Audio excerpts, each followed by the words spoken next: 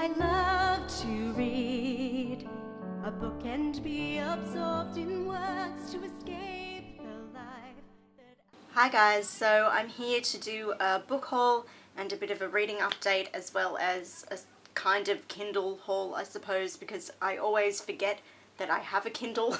Okay, so here's a book haul. I'm going to start with stuff that is non-fiction. I've been trying to get some self-help books, but only ones that have come highly recommended from either my therapist or some doctors or people that I trust and know. And one I grabbed was The Happiness Trap by Dr. Russ Harris, because it's about positivity, but it's a bit of a much more realistic and logical look at how to obtain happiness.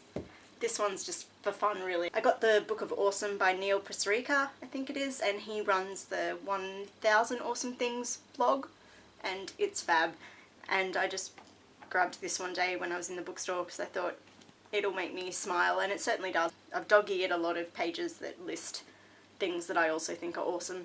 I found it really enjoyable, and it's a simple thing, but it kind of just reminds you to appreciate little things in everyday life that can make you smile. I grabbed So Bright and Delicate, the John Keats poems and his letters to Fanny Braun, because I lent this exact copy actually to a friend several years ago and never got it back. It tends to be a bit of a habit with me, so I really do need to learn my lesson and not lend out books so willy-nilly.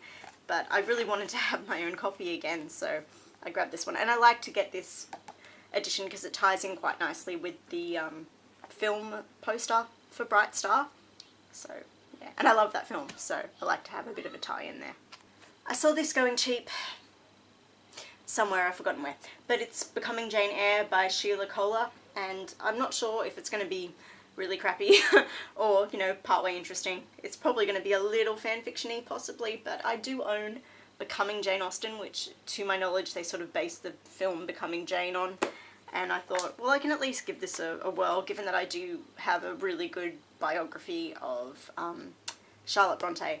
I think it would be nice to see if this one incorporates a fair bit of fact into it and just see what the creation of Jane Eyre was like in this person's interpretation. So I've grabbed a second-hand copy of Women Who Run with the Wolves by Clarissa Pinolka-Etz, I think, and this is a title that a friend of mine had for a mythology course she was doing at uni a few years back, and I read parts of it because she let me have a borrow, but I didn't get to read all of it, and I thought I'd really like to have this one for myself to sit with all my mythology, because it crosses over into feminism, and the blend of mythology and feminism is top notch for me. That makes me happy. So yeah, it's a good one to own. It's been critically acclaimed ever since its publication, so I like to have it on my shelves.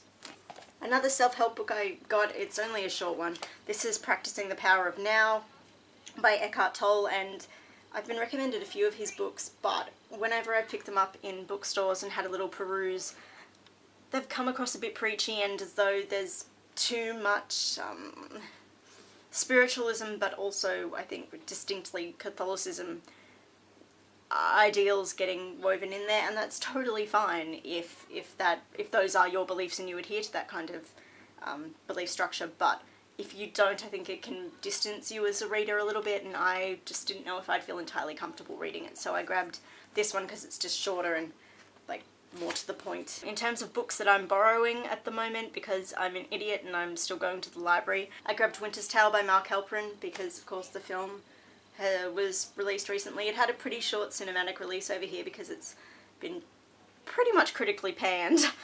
I've heard interesting mixed reviews on the book, but I know it got a fair bit of critical acclaim back when it was first published, so yeah, and it's quite a beast. It's pretty damn big, and it's sort of magic realism time travel kind of deal, and I just like those sort of things, so if I can get around to reading it before I have to return it to the library, that'd be good. If not, no pressure, but yeah, Winter's Tale's here.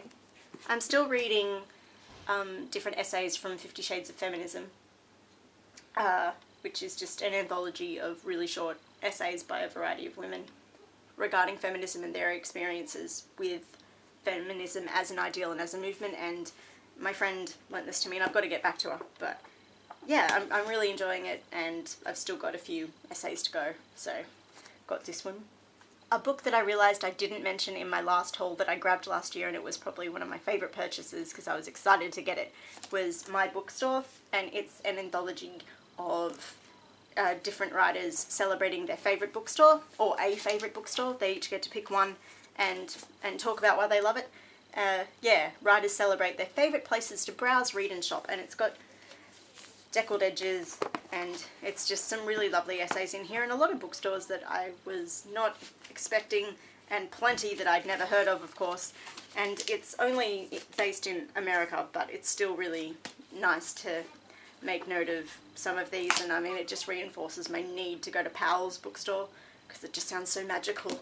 I have to go there, but yeah, I grabbed this one last year. Another self-help book of sorts, certainly a non-fiction text that I grabbed this past month, was Quiet by Susan Cain, which of course has been circling the globe and getting lots of attention and acclaim, because Susan Cain seems like a really nice lady. I've watched lots and lots of interviews with her prior to purchasing the book, and as I consider myself an introvert, I certainly wanted to give it a read, and I'm enjoying it so far. There's some other introvert-based titles that I wouldn't mind checking out too. I'm liking her tone and her perspective and everything, and I'm glad that, you know, more attention and more acknowledgement is being paid to people who are introverts. Just I'm really glad that this book exists and that it's getting the attention it's getting. Hooray! Moving on to the YA titles that I got this past 2 months. Not many. I made sure to grab Cracks in the Kingdom, which is the second book in the The Colours of Madeline series by Jacqueline Moriarty, who's an Aussie YA author, and this is, of course, the sequel to A Corner of White, which I love, love, love, love, love, love, love, love, love. So this one got a surprise release like a week ago. I had no idea it was coming. I don't think anyone did, and Jacqueline just said, gave it a rather flippant mention on Facebook that, oh yeah, and this is getting released in a few days, and I was like, what? So I had to run out and grab it, and I'm reading it. I'm getting there. This is probably one of the few YA titles that I've been excited for. Don't like the cover though. I'm really sad because A Corner of White is getting re-released in this style of cover now. I guess they're colourful and stuff, but I just find them a bit tacky. I don't know. I'm not a fan. I think it dumbs it down a little bit.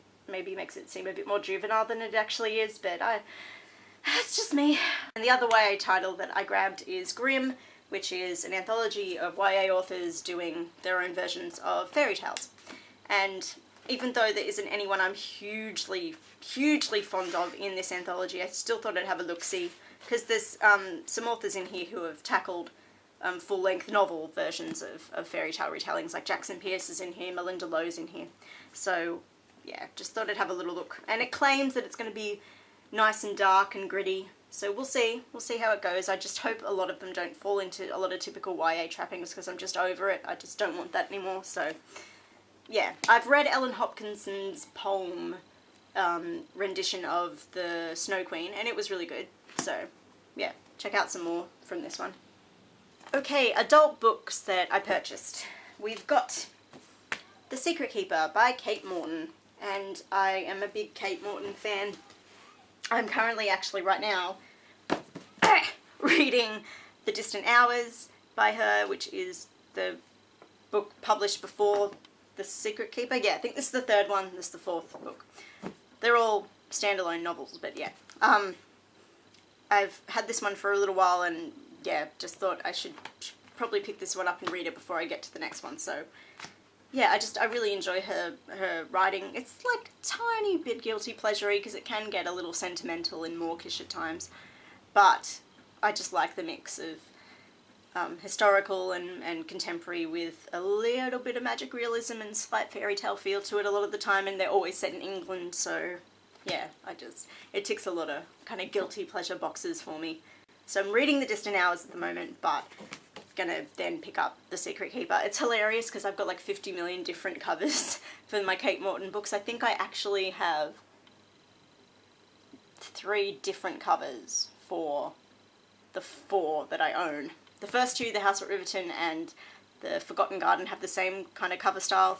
This one's got its own one going, and then this one's got its own one going, so I managed to just always purchase them at different times of different cover releases, so none of them match, but you know, It doesn't really bother me, but I just find it funny. I found a Sarah Addison Allen title in a secondhand bookstore nearby, and I grabbed Garden Spells because I do not own this one and I've not read it, and I believe it was her first release. Is that right, Lara? And I think this cover is really cute, so hooray for Sarah Addison Allen. Magic realism. Speaking of magic realism, I grabbed my first Alice Hoffman title, which is the Dovekeepers. I would really like to read the one that's just been released, which is the Museum of Extraordinary Things, but it's fairly pricey over here. It's $20 up in every single bookstore, so this one was only $12, so, you know. And I'm also quite curious to read this one because it sounds like it'd have a tiny bit of feminism flavour in there. It's a historical work set in 70 AD, and it follows the lives of several women in a family, and I just think it sounds quite fascinating, and Teresa did a really interesting and positive review of this book, and I will link that in the doobly-doo in my pants, so yeah. I'm keen to check it out, and it's my first Alice Hoffman. And I caved in and got, this was probably the naughtiest of my naughty purchases. I had to grab this one because I was just so curious, and it's Joanne Harris's The Gospel of Loki. I've not really seen this on BookTube or listed anywhere. It's really odd. It's like it's a bit of a ghost novel slipping in unseen, which is strange because Joanne is obviously a known author with Chocolat, and obviously Loki is quite a popular mythological figure at the moment. So I'm surprised I've not really seen it around, but I wanted to pick it up because I like Joanne's writing, and I find Loki an interesting character just in general, not just because of Marvel and not just because of Tom Hiddleston. And I do own a copy of Norse mythology living up there somewhere, so I can read the corresponding myths if they are featured in here, and I can, you know, double check on characters and stuff. But it actually does include a list of characters and a brief, you know, synopsis of who they are and what the dealio is, so that's handy if you're not familiar with the mythology. But I don't know, it just sounds cool. It's kind of, it's written from Loki's perspective and his, you know, version of certain events, and yeah, I just thought I'd give it a whirl, and the cover's pretty funky. So this was, yeah, my naughtiest purchase because I think it was $19, and that was the cheapest you can buy this at the moment, so. Two books that I wasn't able to feature in my last video because they weren't physically here are books that I did purchase last year.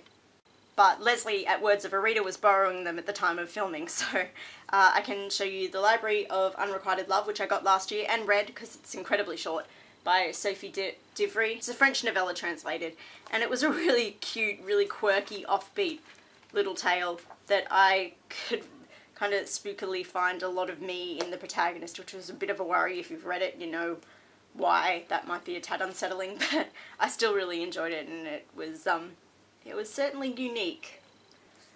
And I finally have my own copy of The Little Girl Who Was Too Fond of Matches by a dude whose name I can't pronounce. I'm not going to try. He's French-Canadian, and I'm not butchering it, but I have recommended and rambled on about this book ever since I read it when I was 17, and I really wanted to own it for myself, and I do now, and hooray! So I really wish more people would read this because I'd love to know their opinion of it, because my god, it's weird and really disturbing, but it's stuck with me for a reason. I just want to be able to talk about it with people, so if you are curious at all, please do pick this up. I want to talk about it with somebody. Oh god. I am struggling and juggling to read several books at once at the moment because I'm an idiot like that, so I'm trying to reread The Air Affair. I read it years ago and wanted to pick it up again because I really like Jasper Fforde, and I wanted to kind of get back into his style before picking up Shades of Grey, which is here somewhere. So yeah, rereading The Air Affair, and once again I'm reminded that if there is ever a film adaptation of The Air Affair, I really want to play Thursday Next, so hopefully it can get made in like 10 years time, so I'm the right age, because she's meant to be 36, but I would really love to play that role. I think it would be amazing. And I'm finally reading The Book Thief, and I'm not very far in because I'm just a sad, sad creature, but I am reading it and it will get read, and the idea was that it was meant to be read in time for Leslie and I to see the film, and we've had like 4 failed attempts to attend that film, so the 5th time's coming up, so hopefully it'll work out, but whether or not this is going to get read in time, I don't know. I can't say. I'm not going to make any promises anymore, but it is getting read. I forgot to show this one. I grabbed The Complete Poetry of Edgar Allan Poe. It's this cute little paperback edition, and the Raven's in here and all these doozies, and yeah, it's just, it was going cheap when I grabbed my John Keats poetry collection, and I just thought, I don't own any Poe and I ought to, so I've got his poems now. And a quick journal update too, because last year I purchased a few more journals that I didn't show in the last video either. I've grabbed an Inner Truth journal. There's a few different varieties of these that you can get. It's in my humble opinion, a journal to vent about why people are like that and why all the stupid things they do are so obvious to me. It's got lots of little quotes, and you can write down why people are stupid on that particular day and give them a rating, like a thumbs up, thumbs down, fingers crossed. And I just like it to vent rather than trying to vent online, which sometimes gets me in trouble. So yeah, that's just my little venting journal. I grabbed these ones at Typo, which is a stationery store Leslie and I love to peruse. So I've got Keep Calm and Eat Cake, because of course, and Eat Cake in Bed. There's a bit of a theme going here, but cake is comforting. Everyone loves cake. And I grabbed this one recently, which I'm going to be using as like my positive thoughts and creative ideas journal for this year, because it's just really pretty. It's really pretty. Pretty, pretty. And I've already put pictures in here. Read books, drink tea, be happy. So, yeah.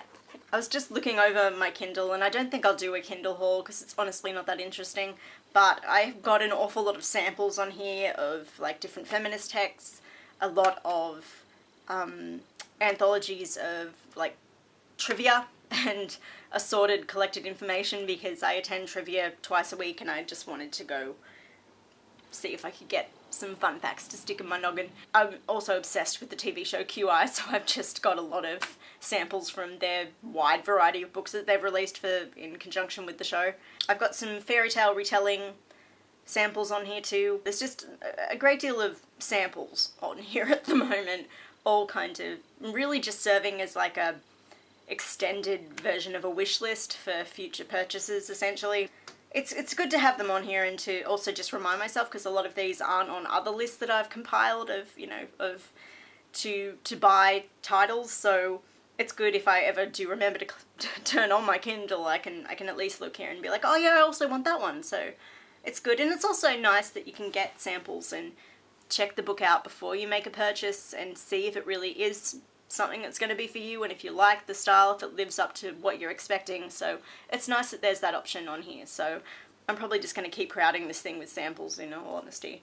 So that was my haul and my kind of update, if you like. Future videos will be coming. I certainly want to do a discussion on my devolving relationship with YA fiction, which could be controversial, probably won't be, but I feel like I ought to discuss it with everyone and just give you a hint of where I'm at in terms of reading YA and where my interest is or isn't. Filming will happen. I really am sorry. Thank you everybody for being very patient with me as always, and I hope you enjoyed this mishmash of a whole thing. Happy reading. Hooray! What?